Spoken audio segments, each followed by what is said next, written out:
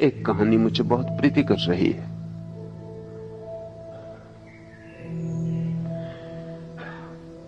एक सम्राट ने अपने दरबार के सबसे बड़े धनुर्विद को कहा कि अब तुझसे बड़ा धनुर्विद कोई भी नहीं।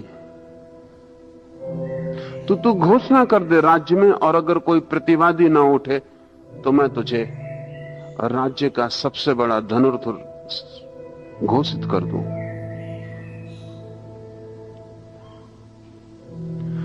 द्वार पर जो द्वारपाल खड़ा था वो हंसा, क्योंकि धनुर्विद ने कहा कि घोषणा का क्या सवाल है, घोषणा कल की जा सकती। कोई धनुर्विद नहीं है जो मेरी प्रतियोगिता में उतर सके।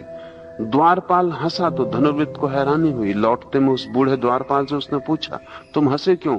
उसने कहा कि मैं इसलिए हंसा कि तुम्हें अभी धनुर्विद्या का आता ही क्या है। एक आदमी को मैं जानता हूं, तुम पहले उससे मिल लो, फिर पीछे घोषणा करना। और उस धनुर्विद ने कहा कि ऐसा आदमी हो कैसे सकता है जिसका मुझे पता ना हो, मैं इतना बड़ा धनुर्विद। उस द्वारपाल ने कहा कि जो तुमसे भी बड़ा धनुर्विद है उसका किसी को भी पता नहीं होगा। ये पता करने और कराने की जो चेष्टा है, ये सब छोटे मन के खेल। तुम रुको, जल्दी मत करना, मुसीबत में पड़ जाओगे। मैं उस आदमी का पता तुम्हें दे देता हूं, तुम वहां चले जाओ।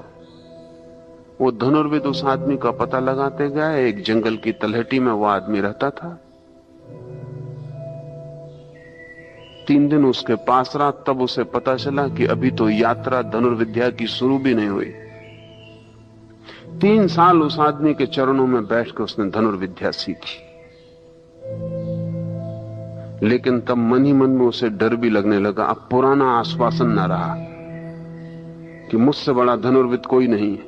ये साधारण सा आदमी लकड़ियां बेचता था गांव में, ये इतना बड़ा धनुर्विद था और इसके बाबत किसी को खबर भी नहीं। पता नहीं कितने और छिपे हुए लोग हों। लेकिन 3 वर्ष उसके पास रहकर उसका आश्वासन लौट आया। वो आदमी अद्भुत था। उसके हाथ में कोई भी चीज जाके तीर बन जाती थी। वो लकड़ी का टुकड़ा भी फेंक दे तो तीर हो जाता था। वो इतना कुशल था कि लकड़ी के एक छोटे से टुकड़े को फेंक के किसी के प्राण ले सकता था। वो चोट ऐसी बारीक और ऐसी सूक्ष्म जगह पे पड़ती थी कि उतनी चोट काफी थी, खून की एक बूंद न गिरे और आदमी मर जाए। 3 वर्ष में उसने सब सीख लिया। तब उसे लगा कि अब मैं घोषणा कर सकता हूं। लेकिन अब उसे एक ही कठिनाई थी कि ये जो गुरु है उसका, इसके रहते मैं चाहे घोषणा भी कर दूं, और ये गुरु ऐसा नहीं है कि प्रतिवाद करने आएगा, लेकिन इसकी मौजूदगी मेरे मन में तो बनी रहेगी कि मैं नंबर 2। तो उसने सोचा कि इसको खत्म करके ही चलूं। सुबह लकड़ी काटकर गुरु लौट रहा था। एक वृक्ष के आड़ में छिपकर उसने तीर मारा उसके शिष्य ने।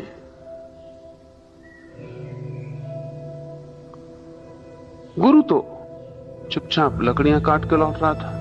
उसके हाथ में तो कुछ था भी नहीं। तीर उसने आते देखा, उसने लकड़ी के बंडल से एक छोटी सी लकड़ी निकाल के फेंकी। वो लकड़ी का टुकड़ा तीर से टकराया और तीर वापस लौट पड़ा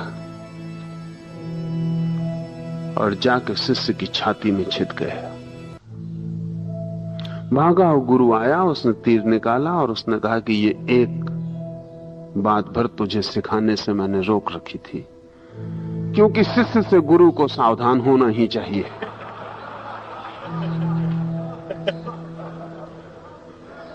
क्योंकि अंतिम खतरा उसी से हो सकता है। लेकिन अब मैंने वो भी तुझे बता दिया, और अब तुझे मुझे मारने की जरूरत नहीं। तू समझ कि मैं मर गया, तू अब जा सकता। मैं एक लकड़हारा हूं और अब धनुर्विद्या मैंने छोड़ दी आज से।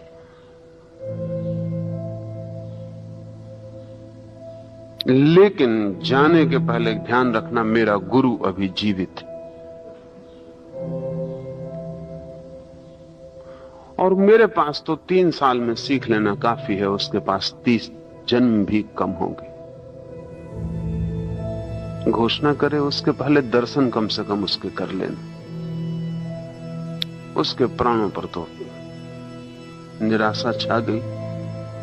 ऐसा लगा कि इस जगत में प्रथम धनुर्विद होना असंभव मालूम होता है। कहां है तुम्हारा गुरु और उसकी खूबी क्या है? क्योंकि तुम्हें देखने के बाद अब कल्पना में भी नहीं आता कि और ज्यादा खूबी क्या हो सकती है। उसके गुरु ने कहा कि अभी भी मुझे लकड़ी का एक टुकड़ा तो फेंकना ही पड़ा। इतनी भी आवाज, इतनी भी चेष्टा, इतनी भी वस्तु का उपयोग मेरी धनुर्विद्या की कमी है। मेरे उस गुरु की आंख भी तीर को लौटा दे सकती थी, उसका भाव भी तीर को लौटा दे सकता था। तू पर्वत पर जा, मैं ठिकाना बता देता हूं, वहां तू खोजना। वो आदमी पर्वत की यात्रा किया। उसकी सारी महत्वाकांक्षाएं धूल धूसरित हो गई। उस पर्वत पर सिवाय एक बूढ़े आदमी के कोई भी नहीं था जिसकी कमर झुक गई थी। उसने उस बूढ़े आदमी से पूछा कि मैंने सुना है कि यहां कोई एक बहुत प्रख्यात धनुर्विद रहता है, मैं उसके दर्शन करने आया हूं। उस बूढ़े आदमी ने इस युवक की तरफ देखा और कहा कि जिसकी तुम खोज करने आए हो वो मैं ही हूं। लेकिन अगर तुम धनुर्विद्या सीखना चाहते हो तो गले में धनुष क्यों टांग रखा है? उस आदमी ने कहा, धनुष क्यों टांग रखा है? धनुर्विद्या धनुष के बिना सीखी कैसे जा सकेगी? तो उस बूढ़े ने कहा, जब धनुर्विद्या आ जाती है तो धनुष की कोई भी जरूरत नहीं रहती। ये तो जरूरत तभी तक है जब तक विद्या नहीं आती, और जब संगीत पूरा हो जाता है तो संगीतज्ञ वीणा को तोड़ देता है, क्योंकि वीणा तब बाधा बन जाती। अगर अभी भी वीणा की जरूरत हो तो उसका मतलब है संगीतज्ञ का भरोसा अपने पर अभी नहीं आया, अभी संगीत आत्मा से नहीं उठता, अभी किसी इंस्ट्रूमेंट, किसी साधन की जरूरत है। जब साध्य पूरा हो जाता है साधन तोड़ दिए जाते हैं। फिर भी तू आ गया है तो ठीक। तू सोचता है तेरे निशाने अचूक हैं? उस युवक ने कहा कि बिल्कुल अचूक हैं। 100 में 100 निशाने मेरे लगते हैं। अब इससे ज्यादा और क्या हो सकता है?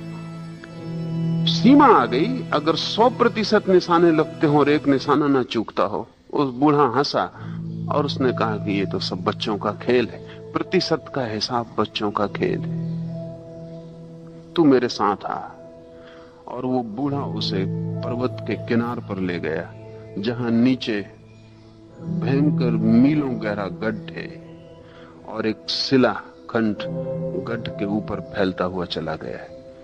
वो बूढ़ा सड़क के चल के, जिसकी आधी कमर झुकी हुई है, जाके उस पत्थर के किनारे खड़ा हो गया। उसका आधा पैर का पंजा खड्ड में झुक गया।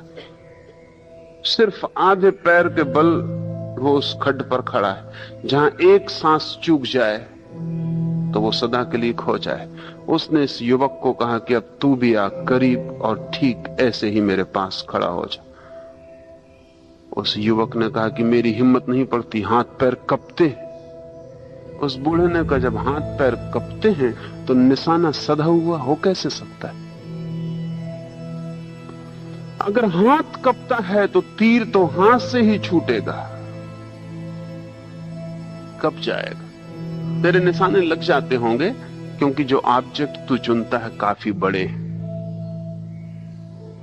एक तोते को तूने चुन लिया, तोता काफी बड़ी चीज है। अगर तेरा हाथ थोड़ा कप भी रहा हो तो भी तोता मर जाएगा। लेकिन तू अगर घबराता है और कपता है और तेरा हाथ कपता है तो ध्यान रख, तेरे भीतर आत्मा भी कपती होगी। वो कंपन कितना ही सूक्ष्म हो, वो कंपन जब खो जाता है तब कोई धनुर्विद होता है, और जब वो कंपन खो जाता है तब धनुष बाण की कोई भी जरूरत नहीं रह जाती। उस बूढ़े ने आंखें ऊपर उठाई, एक पक्षियों की 30 पक्षियों की कतार जाती थी। उसकी आंख के ऊपर और नीचे गिरते ही 30 पक्षी नीचे आके गिर गए। उस बूढ़े ने कहा कि ये ख्याल जब आत्मा कपती ना हो कि नीचे गिर जाओ काफी है। ये भाव तीर बन जाते। ये एक लाओसियन पुरानी कथा है। इस सूत्र को समझने में आसानी होगी। कहता है लाओस से, कुशल धावक पद चिन्ह नहीं छोड़ता है। जो दौड़ने में कुशल है, अगर उसके पद चिन्ह बन जाते हो तो कुशलता की कमी है। जमीन पर हम चलते हैं तो पद चिन्ह बनते ही हैं, लेकिन पक्षी आकाश में उड़ते हैं तो कोई पद चिन्ह नहीं बनता। कुशलता जितनी गहरी होती जाती है उतनी आकाश जैसी होती जाती। कुशलता जितनी गहरी होती जाती है उतनी सूक्ष्म हो जाती है, स्थूल नहीं रह जाती। इस स्थूल में पद चिन्ह बनते हैं, सूक्ष्म में कोई पद चिन्ह नहीं बनते। और जितना सूक्ष्म हो जाता है अस्तित्व, उतना ही पीछे कोई निशान नहीं छूट जाता। अगर आप जमीन पर दौड़ेंगे तो पद चिन्ह बनेंगे, लेकिन दौड़ने का ऐसा ढंग भी है कि दौड़ भी हो जाए और कहीं कोई पद चिन्ह भी ना छूटे। चुआंग त्से ने लाओसे के शिष्य ने कहा है कि जब तुम पानी से गुजरो और तुम्हारे पैर को पानी न छुए, तभी तुम समझना कि तुम संत हुए, उसके पहले नहीं। और ऐसा मत करना कि किनारे बैठे रहो और पैर सूखे रहें तो तुम सोचो कि संत हो गए हो, क्योंकि पैर पे पानी नहीं। पानी से गुजरना और पैर को पानी न छुए तो ही जानना कि संत हो गए हो। जटिल है बात थोड़ी।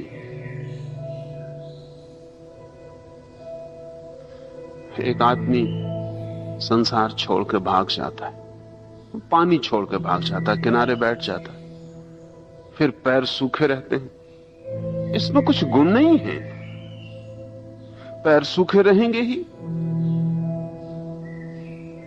लेकिन यही आदमी बीच बाजार में खड़ा है, घर में खड़ा है, पत्नी बच्चों के साथ खड़ा है, धन दौलत के बीच खड़ा है, जहां सब उपद्रव चल रहा है वहां खड़ा है, और इसके पैर नहीं भीगते। तभी जानना कि संतत्व फलित हुआ है। संत की परीक्षा संसार है। संसार के बाहर संतत्व तो बिल्कुल आसान चीज है, लेकिन वो संतत्व नपुंसक है, इंपोर्टेंट। जहां कोई गाली नहीं देने आता, वहां क्रोध के न उठने का क्या अर्थ है? या जहां जो भी आता है प्रशंसा करता आता है, वहां क्रोध के न उठने का क्या अर्थ है? जहां उत्तेजनाएं नहीं है, टेम्पटेशंस नहीं है, जहां वासनाओं को भीतर से बाहर खींच लेने की कोई सुविधा नहीं, वहां अगर वासनाएं फिर मालूम पड़ती हों तो आश्चर्य क्या है। लेकिन जहां सारी सुविधाएं हों, सारी उत्तेजनाएं हों, जहां प्रतिपल आघात पड़ता हो प्राणों पर, जहां सोई हुई वासना को खींच लेने के सब उपाय बाहर काम कर रहे हों और भीतर से कोई वासना ना आती हो, तभी जब पानी से गुजरो और पैर न छुए पानी को, पानी न छुए पैर को, तभी जानना कि संतत्व। तो पानी और पैर के बीच में जो अंतराल है वही संतत्व। कमल का पत्ता है, वो खिला रहता पानी में, पानी की बूंद भी उस पर पड़ जाए तो भी छूती नहीं। एक अंतराल है, पत्ते और बूंद के बीच में एक फासला है। बूंद लाख उपाय करे तो भी उस अंतराल को पार नहीं कर पाती। वो अंतराल ही संतत्व है। बूंद गिर जाती है, पत्ते को पता ही नहीं चलता। बूंद आती है, चली जाती है, पत्ते को पता ही नहीं चलता। बूंद खुद बजनी हो जाती, पत्ता झुक जाता और बूंद नीचे गिर जाती। बूंद हल्की होती है, बनी रहती है। बूंद भारी हो जाती, गिर जाती है, बूंद का अपना ही काम है, पत्ते का इससे कुछ लेना देना नहीं है। लेकिन कमल का पत्ता अगर कहे कि मैं सरोवर को छोड़ूंगा क्योंकि पानी यहां मुझे बहुत छूता है, गीला कर जाता है, तो फिर जानना कि वो पत्ता कमल का नहीं है। कमल के पत्ते को अंतर ही नहीं पड़ता वो बाहर है या भीतर, वो पानी में है या पानी के बाहर, क्योंकि पानी के भीतर होकर भी पानी के बाहर होने का उपाय उसे पता है। इसलिए बाहर भागने का कोई अर्थ नहीं, कोई संगति नहीं। लाओस से कहता है एक कुशल धावक पद चिन्ह नहीं छोड़ता। इसे थोड़ा समझें। जितनी तेजी से आप दौड़ेंगे उतना ही कम स्पर्श होगा जमीन का। इसको अंतिम चरम का अवस्था पर ले जाएं। अगर तेजी आपकी बढ़ती ही चली जाए तो जमीन से स्पर्श कम होता जाएगा। जब आप धीमे चलते हैं पैर पूरा जमीन पर बैठता है, छूता है, उठता है, फिर जमीन को छूता है। जब आप तेजी से दौड़ते हैं जमीन को कम छूता है। अगर तेजी और बढ़ती चली जाए, अभी वैज्ञानिक ऐसी गाड़ियां, ऐसी कारें ईजाद किए हैं जो एक विशेष गति पकड़ने पर जमीन से ऊपर उठ जाएंगी, क्योंकि उतनी गति पर जमीन को छूना असंभव हो जाए। तो जल्दी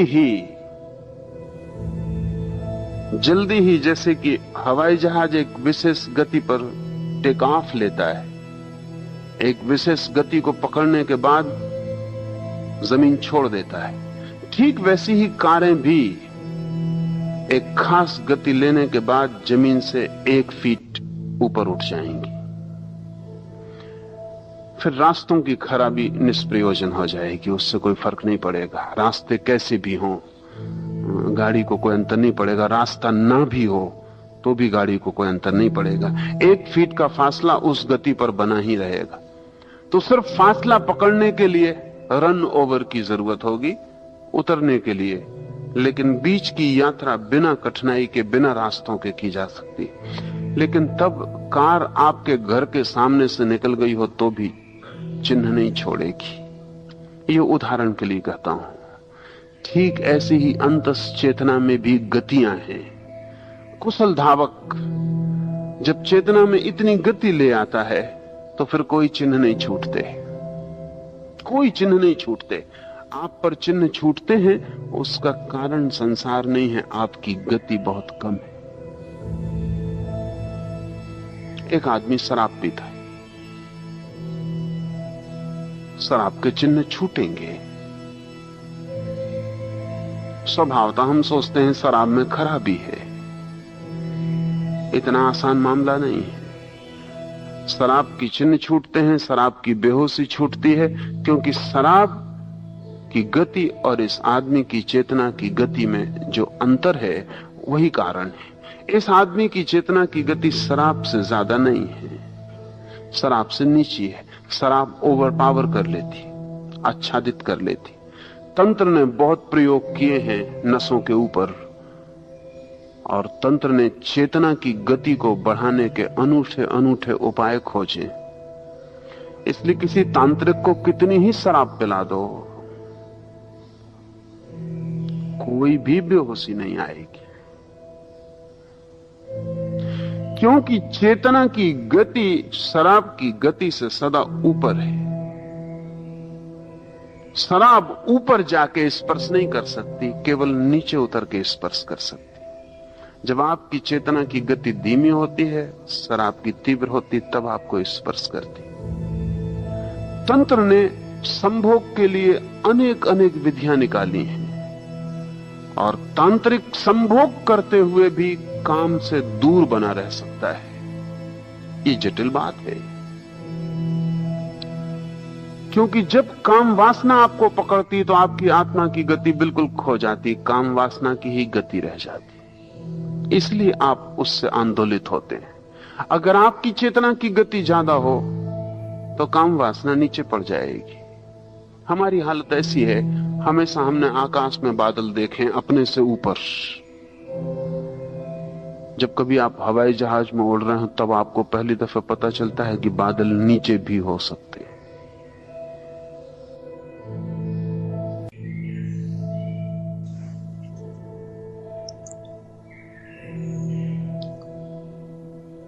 नमस्कार, स्वागत है आपका इस एक और नई वीडियो के इस एक और नए डीपर डाइव सेक्शन में। ये कहानी पहले भी थी चैनल पर, जो पुराने लोगों को पता होगा, लेकिन बहुत पहले थी और फिर शायद हटा दी थी मैंने, या कुछ वीडियो पर क्लेम्स हो गए थे, शायद उस चक्कर में हटानी पड़ गई थी। ऐसा जितना याद नहीं है, बट हाँ बहुत पहले भी थी और बहुत सारे लोगों की डिमांड के चलते हुए मैं इसको वापस लाया हूँ। खो गई थी मेरे पास, टू बी वेरी ऑनेस्ट, थी नहीं मेरे पास ये, ढूंढी है मैंने फिर ये डिस्कोर्सेज में जा जाकर मिल गई मेरे को फॉर्चुनेटली, क्योंकि बहुत सारे लोग बोल रहे थे ये धनुष वाली कहानी, धनुष वाली कहानी। बेस्ट आर्चर करके था पहले जो टाइटल था, वो शायद बेस्ट आर्चर करके था, एग्जैक्टली नहीं याद मुझे। तो कैसी लगी आपको ये कहानी? और इस तरीके की दूसरी वीडियो हो गई है। पहली इससे जो मैंने डाली थी वो थी विक्रम बेताल की स्टोरी, आप सबने देखी है, वो आप लोगों ने बहुत ज्यादा प्यार दिखाया उस वीडियो को। और ये उसी टाइप की दूसरी हो गई जिसमें खाली मेन चीज स्टोरी होती है, उसके अराउंड जो डिस्कोर्स होता है, उसके अराउंड जो टॉपिक होता है वो इतना सब्सिक्वेंट नहीं होता, मेन चीज स्टोरी होती है। तो अगर आप इस तरीके की पर्टिकुलर वीडियोस चाहते हो कि जिसमें स्टोरी एक मेन हो, चाहे वो हम किसी भी कॉन्टेक्स्ट में ले ले, मुल्ला नसरुद्दीन की बहुत सारी कहानियां हैं, बहुत सारी अलग अलग, उसने बहुत कहानियों के चलते अपनी बात समझाने की बहुत सारी डिस्कोर्सेज में कही है। तो अगर आप चाहोगे, ये ताओ उपनिषद की है वाली वैसे कहानी, तो अगर आप चाहोगे इस तरीके से स्टोरी ओरिएंटेड वीडियो लाना, स्टोरी जिसमें मेन फोकस रहे, तो वो भी हम कर सकते हैं। आप बताइएगा कमेंट सेक्शन में आपको इस पर्टिकुलर स्टोरी और इस टाइप की वीडियोस के बारे में आप क्या सोचते हैं, किस तरीके से सोचते हैं, आप इसको हमको जरूर बताएं। उसके साथ साथ जिन जिन लोगों ने हमारा टेलीग्राम इंस्टाग्राम ज्वाइन नहीं करा है, प्लीज प्लीज उसे ज्वाइन कर लो। अब जैसे कि मैंने बोला था, फरवरी के एंड में आते आते हम टेलीग्राम वापस एक्टिवेट हो जाएगा। टेलीग्राम वापस एक्टिवेट हो चुका है ऑलमोस्ट। जब तक ये वीडियो पब्लिश होगी, जब तक हम उस पर अपना ऑफलाइन कंटेंट, टेलीग्राम कंटेंट आना शुरू हो जाएगा, जिसमें कि बीटीएस ऑडियोज और भी टेलीग्राम रिलेटेड वीडियोस कंटेंट आना आपके सामने बहुत जल्द शुरू होने वाला है। तो जिन जिन लोगों ने ज्वाइन नहीं करा है, प्लीज जल्द से जल्द ज्वाइन करें ताकि आप कुछ मिस ना कर पाए। इंस्टाग्राम पे हम शॉर्ट फॉर्म कंटेंट बनाते हैं, यूट्यूब पर नहीं डालते शॉर्ट फॉर्म कंटेंट, इंस्टाग्राम पर डालते हैं। आप इंस्टाग्राम पर हमारे साथ जुड़े, दोनों की लिंक हमारे डिस्क्रिप्शन में अबाउट सेक्शन में जाके आपको दोनों की लिंक्स वहीं की वहीं प्रोवाइड हो जाएंगी। आप वहां से जाके हमको ज्वाइन कर सकते हैं। बात करते हैं इस वीडियो की। इस वीडियो का हम डायरेक्ट अब डीपर डाइव सेक्शन शुरू करेंगे। जैसे कि वीडियो छोटी थी तो डीपर डाइव सेक्शन छोटा ही रहेगा, शायद पार्ट्स ना हो इसमें, अभी ऐसा मैंने ज्यादा सोचा नहीं है, शायद पार्ट्स होंगे, नहीं पार्ट्स करते हैं इस वाली में, क्योंकि कुछ ऐसे मेन टॉपिक नहीं, इसके अराउंड जो मेरे को टॉपिक समझ में आए मेरी तरफ से, जो मैं इसमें दे सकता हूँ आप लोगों को, वो मैं देने की कोशिश करूंगा। तो इसलिए पार्ट्स करते हैं, उससे थोड़ा वीडियो का एक वो बढ़ जाता है, स्ट्रक्चर डिफाइन हो जाता है ज्यादा से ज्यादा, और कुछ नहीं। तो पार्ट्स में शुरू करते हैं। सबसे पहले अदर फिलोसॉफी सेक्शन के साथ ही हम शुरू करेंगे, उसमें माई पीओवी के साथ हम अपनी बातें अदर फिलोसोफर्स की बातों के साथ आपके सामने रखने की कोशिश करेंगे। उसके बाद जो मेरे को इसमें थीम समझ में आई, एक बहुत इंपॉर्टेंट थी कि master skill, master your skill. अगर आप धनुर्धर हो तो उसकी असली स्किल मास्टरी में, मास्टरी धनुष चलाने की, बाण पकड़ने की नहीं है, मास्टरी है स्थिरता, कहीं भी खड़े होकर वो बैलेंस पाने की, वो हुई असली मास्टरी। और वो मास्टरी अंदर से आएगी। वो आप संगीत वाली बात जो ने बोली, या संगीत में जब तक बाहर से जरूरत पड़ रही है तो वो मास्टरी नहीं, मास्टरी वो है जब किसी चीज की जरूरत ही ना पड़े। तो उस मास्टरी के रिगार्डिंग क्या मॉडर्न डेटा है हमारे पास, क्या मॉडर्न रिसर्चेस भी हैं कुछ ऐसी जो इन बातों के आसपास जाती हैं, हम उसको लाने की कोशिश करूंगा। और अंत में फाइनल मैसेज के साथ हम इस वीडियो को एंड करेंगे। उम्मीद करता हूँ आपको सब अच्छा लगेगा, तो प्लीज सुनिएगा हमारी बातों को। आपके जो सुझाव हो, जो बातें हो, पूरा सुनने के बाद आप हमको दे सकते हैं। अब जब हम सबसे पहले अदर फिलोसॉफी की सेक्शन की हम बात करेंगे, तो हम सबसे पहले बात करते हैं हमारे सामने चित्तू कृष्ण मूर्ति की। इनका कोर आइडिया था ऑब्जर्वेशन विदाउट जजमेंट। ये बात मैं बहुत सारी वीडियोस में पिछले में भी कह चुका हूँ जब मैं जिद्द कृष्णमूर्ति की बात करता हूँ। तो स्किल मास्टरी के ऊपर जो मेरे को लगता है मेन था, उसके रिगार्डिंग में अगर तो मोस्ट लोग स्किल नहीं सीख पाते। ये कृष्णमूर्ति के अकॉर्डिंग था कि मोस्ट लोग स्किल नहीं सीख पाते क्योंकि वो कंपेयर करते रहते हैं, वो फियर में रहते हैं, वो रिजल्ट से अटैच्ड हो जाते हैं। कृष्णमूर्ति यहाँ ये कहते थे कि जब तुम बिना कंपैरिजन के ऑब्जर्व करते हो लर्निंग फास्ट हो जाती है। वही वाली बात है ओशो वाली के जब उस चीज में इतना मग्न हो जाते हैं कि कहाँ खड़े हो, किसके साथ खड़े हो, वो अंदर का डर, वो आत्मा का डर में से हटकर खत्म हो जाता है, तो फिर वो उस चीज की स्किल की मास्टरी वो अपने आप हमारे अंदर आ जाती है।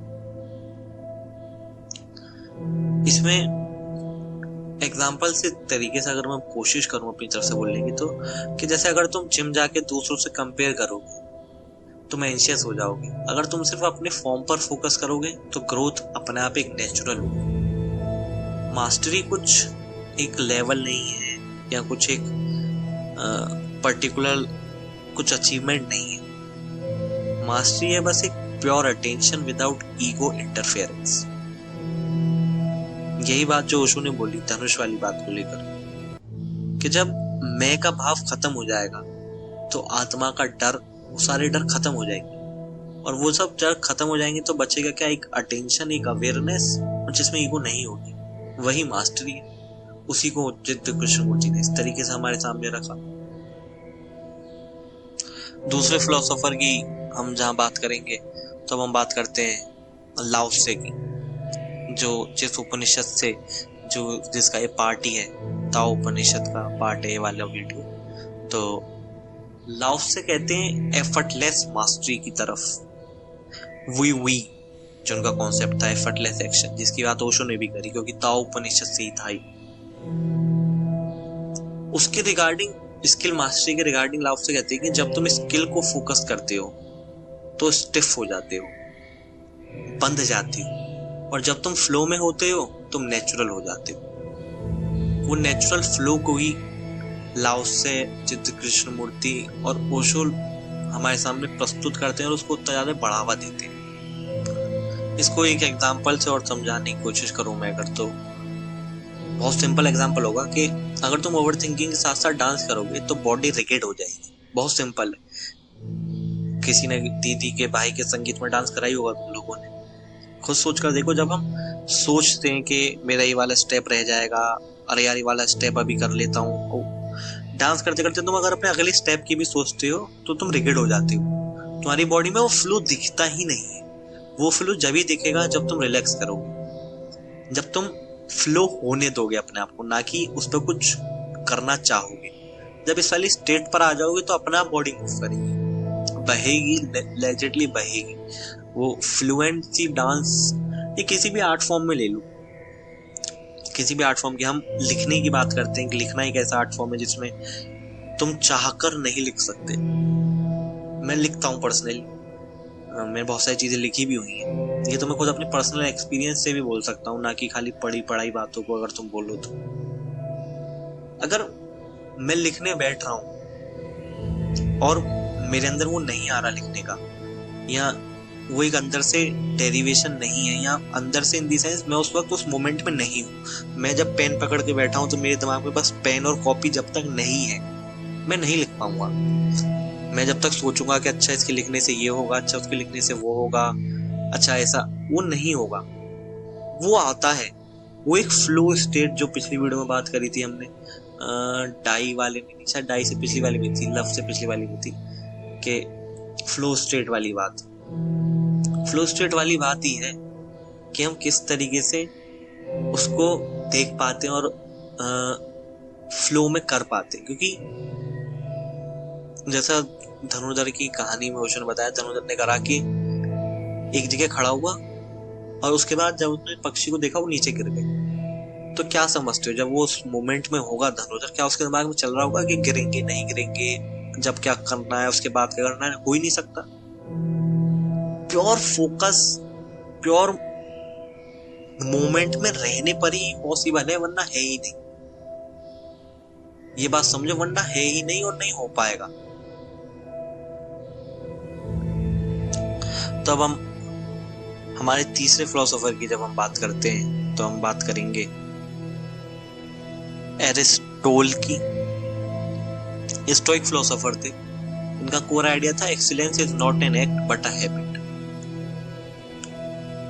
ये थोड़ा ओशो के पर्सपेक्टिव में देखो, कृष्णमूर्ति के, तो ये थोड़ा उससे थोड़ी पीछे की बात आ जाती है, जहां अभी भी करने के ऊपर बात कर रहे हैं। असली एक्सीलेंस की जिसकी बात उन्होंने करी है वो करने से ऊपर चली जाती है।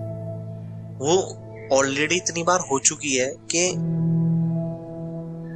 that doesn't remain an act for you। लेकिन प्रैक्टिकलिटी के तौर पर बात करें तो ये बात ही है कि जब तक वो आदत नहीं हो जाएगी काम करते करते, जब तक, तो उसमें एक्सीलेंस नहीं पा सकते। और मास्टरी तो फिर वही है कि वो और तुम बस मौजूद हो, कुछ और सेकंड थॉट होना ही नहीं चाहिए। अब हम बात करते हैं modern science, modern study section की।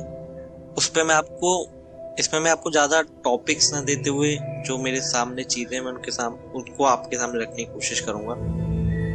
सबसे पहले मैं बात करता हूँ जो पिछले में भी बात करी थी, फ्लो स्टेट रिसर्च, मिल्हे से क्लीमैथली की। स्किल लेवल फ्लो कब होता है? स्किल लेवल पे challenge level, full concentration present होती है और टाइम का सेंस डिसअपीयर हो जाता है। रिसर्च में फाइंड हुआ है कि फ्लो में परफॉर्मेंस पीक होती है, लर्निंग स्पीड इंक्रीज होती है और हैप्पीनेस लेवल राइज करता है। और इसमें मास्टरी इंसाइट है कि अगर टास्क बहुत इजी है तो बोर्डम होगा, बहुत हार्ड है तो एंजाइटी, और राइट बैलेंस से ही ग्रोथ मिल सकती है। इसमें मॉडर्न में ना मेरे को ज्यादा चीज मिली नहीं, सॉरी। इसमें जो चीज मिली वो या तो मैं शायद ढूंढ नहीं पाया हूँ, या मैं ये कहूँगा शायद ढूंढ नहीं पाया हूँ, उस हिसाब से उसके लिए माफी। तो हम डायरेक्टली फाइनल मैसेज सेक्शन पर मूव करेंगे। उसमें मैं इनको मिक्स करके आपके सामने रखने की कोशिश करूंगा, जिसमें हम बात करेंगे मॉडर्न और स्पिरिचुअलिटी को मिक्स करते हुए किस तरीके से हम स्किल मास्टरी और प्रेजेंट मोमेंट की बात कर सकते हैं। कोशिश करता हूँ मैं आपके सामने वो रखने की। पर्टिकुलरली मॉडर्न में मेरे को ज़्यादा कुछ मिल नहीं पाया इसमें, उसके लिए सॉरी। कोशिश करूंगा मैं आने वाली वीडियोस में इसको कवर अप करने। तो अब हम बात करते हैं फाइनल मैसेज की। कभी नोटिस किया है हम जब किसी मास्टर को देखते हैं, एक great musician, coder, athlete, speaker, कोई भी, हमें लगता है कि ये लोग अलग पैदा होते हैं। हमें लगता है कि ये गॉड गिफ्ट है, या कुछ इस तरीके से हम सोचकर अपने आप को छोटा महसूस कर उनको अपने से बड़ा कर देते हैं। पर सच क्या है? सच ये है कि मास्टरी कोई जेनेटिक गिफ्ट नहीं है। मास्टरी एक इनर फोकस है। साइंस कहता है जब तुम बार बार एक चीज पर फोकस्ड अटेंशन देते हो, तुम्हारा ब्रेन लिटरली रीशेप होता है। न्यूरॉन्स एक दूसरे से स्ट्रॉन्गर कनेक्शन बनाते हैं, ओल्ड पैटर्न्स ब्रेक होते हैं, न्यू आइडेंटिटी फॉर्म होती है। पर स्पिरिचुअलिटी यहाँ एक और गहरी बात ऐड कर देती है। तुम सिर्फ स्किल नहीं सीख रहे हो, तुम अपने आप को तोड़ रहे होते हो। मास्टरी का पहला फेज रोमांटिक होता है, एक्साइटमेंट, मोटिवेशन, हाई एनर्जी। फिर आता है सेकंड फेज, फ्रस्ट्रेशन। और यहीं पर 90% लोग क्विट कर देते हैं क्योंकि उनका ईगो हर्ट होता है। उन्हें लगता है मैं इसमें नेचुरली अच्छा नहीं हूं। पर सच ये है, ईगो ही सबसे बड़ा बैरियर है लर्निंग का। जब तक तुम प्रूव करना चाहते हो, तुम सीख नहीं सकते। लर्निंग तब शुरू होती है जब तुम एक्सेप्ट करते हो I don't know. Spiritual traditions हमेशा कहते रहे हैं एम्प्टी हो जाओ, खाली हो जाओ। साइंस ने भी यही कहा है, नोविस माइंडसेट फास्टेस्ट ग्रोथ देता है। और एक और डीप बात, स्किल मास्टरी का रियल टेस्ट टैलेंट नहीं होता, रियल टेस्ट होता है बोर्डम टॉलरेट करना। हर स्किल का एक इनविजिबल डेजर्ट फेस होता है, कोई रिजल्ट नहीं, कोई सक्सेस नहीं, कोई प्रशंसा नहीं, कुछ विजिबली ग्रोथ भी नहीं, सिर्फ रिपीटेशन रिपीटेशन रिपीटेशन। यही वो जगह है जहाँ कैरेक्टर बिल्ड होता है, और यही वो जगह है जहाँ तुम डिसाइड करते हो तुम कैजुअल हो या कमिटेड हो। स्पिरिचुअल लैंग्वेज में बोले तो ये तपस्या है। जैसा ओशो ने बोला वो कमल वाली बात को लेकर, कि तपस्या ये नहीं कि बिना करे बाहर बैठ जाओ और बोलो कि मेरे को तो इससे फर्क ही नहीं पड़ता। तपस्या है कमल के फूल की तरह पानी में रहना और उस पानी से फर्क ना पड़ने देना, वो है तपस्या। ना कि ये है तपस्या के बाहर बैठकर पैर पानी में पैर डाल दिए और बोलते अरे मुझे तो पानी से ये नहीं है, फलाना डिब्बा। साइंटिफिक लैंग्वेज में बोले तो this is natural reinforcement through sustained effort. दोनों सेम बातें बोल रहे हैं, स्टे। लेकिन इसमें बात समझो, मास्टरी केवल ग्राइंड नहीं है, कुछ बार बार करना नहीं है। अगर तुम सिर्फ पुश करोगे तो बर्न आउट हो जाओगे। एक पॉइंट के बाद स्किल फोर्स से नहीं फ्लो से आती है। जब तुम्हारा माइंड साइलेंट हो जाता है, जब तुम ओवर थिंकिंग छोड़ देते हो, जब तुम रिजल्ट को चेज करना बंद कर देते हो, तब परफॉर्मेंस एफर्टलेस लगती है, जैसे कोई और तुम्हारे थ्रू काम कर रहा हो। एथलीट्स इसे इन द जोन कहते हैं, मेडिटेटर्स इसे प्रेजेंस कहते हैं। नाम अलग है, स्टेट अलग है। मैं इसे बार बार फ्लो स्टेट कर कर आपके सामने रखता हूं। इसमें सबसे इंपॉर्टेंट ट्विस्ट ये है कि मास्टरी का रियल पर्पस क्या है आपके लिए, बताओ? पैसा, फेम, वैलिडेशन? नहीं। अगर ये है तो वो मास्टरी नहीं, फिर हम किसी और तरफ जा रहे हैं। मास्टरी तुम्हें डिसिप्लिन नहीं सिखाएगी, मास्टरी तुम्हें सेल्फ रिस्पेक्ट सिखाती है। जब तुम एक स्किल के साथ कमिटमेंट निभा लेते हो, तुम अपने आप को प्रूव कर देते हो कि तुम अपने वर्ड के साथ खड़े रह सकते हो, और उस दिन कॉन्फिडेंस नेचुरल हो जाता है। कॉन्फिडेंस प्रैक्टिस से नहीं आता, कॉन्फिडेंस प्रॉमिसेस निभाने से आता है।